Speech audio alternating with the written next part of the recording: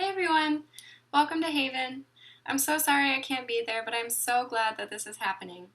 In my time at Colgate, I knew so many people who could have used a place like Haven for comfort, information, and support, including myself. It's been a long time coming, but the idea for Haven was born out of the experiences of survivors on Colgate's campus and the feelings of desperation, betrayal, and anger that so many were left with after reaching out for help. I talked to survivors who were met with victim-blaming comments from administrators and outright hostility from other students. Too many people had no idea what to do, where to go, or who to talk to after an attack, and even those who did found that oftentimes those resources weren't enough. My hope for Haven is that it can be a place where survivors can come for comfort, for safety, for information, and for community. Colgate needs a place where any survivor can go and be confident that they will be met with respect and compassion, that decisions will not be made on their behalf, and that they will never be silenced or cut out of conversations. Haven should be a place where populations of survivors who have thus far largely been left out of discussions can find a community and a source of power.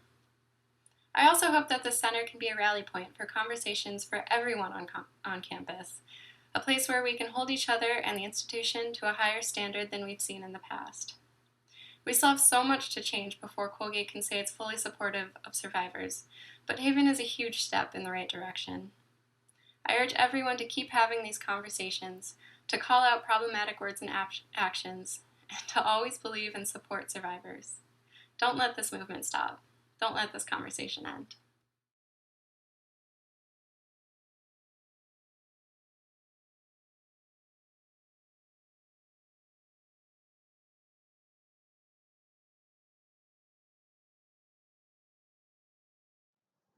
This project started with a lengthy conversation that I had with the Dean of Students following the campus-wide forum on sexual assault the fall of our junior year.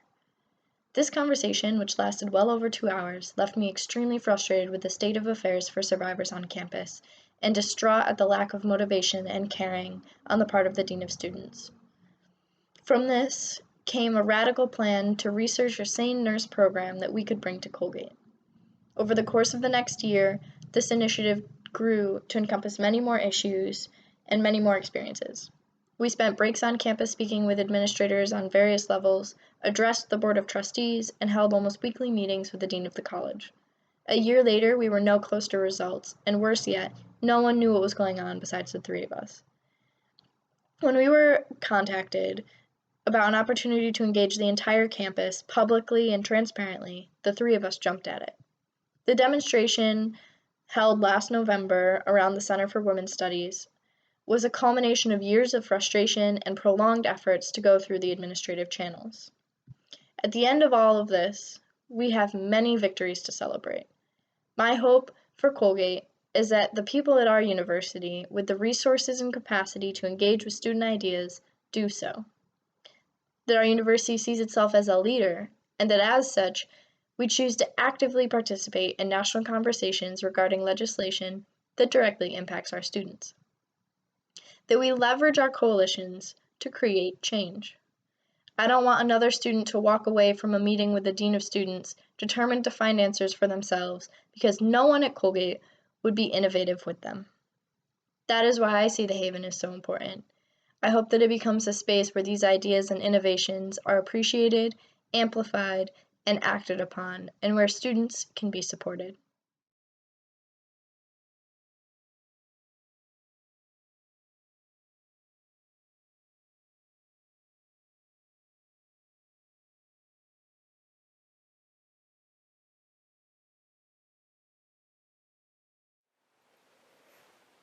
When all of this started, I never imagined that Colgate would open a space like the Haven.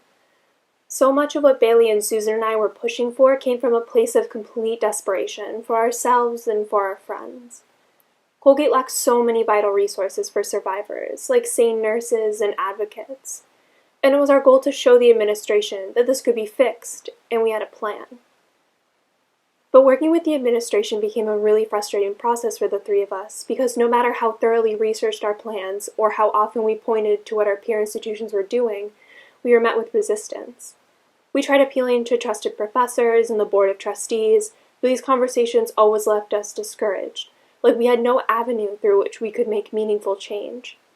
So when Maddie and Rachel and Dana approached us and the idea of the protest and speak out began to form, we were so thrilled to be involved.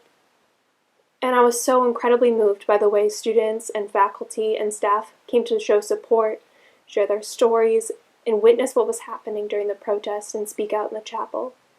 Listening to people share their stories of surviving on campus was devastating and familiar, and the night carried a sense of urgency that things had to change at Colgate, and they had to change now. And clearly, things are changing. I think the Haven is an amazing accomplishment for Colgate, and I sincerely thank everyone who has given so much to ensure that this space became a reality for students. My hope for Colgate is that I can come back in 10 or 15 years and see that the spirit of what the Haven is trying to accomplish hasn't been lost. That Colgate maintains these spaces that are absolutely vital, and that they remain spaces of healing and of hope.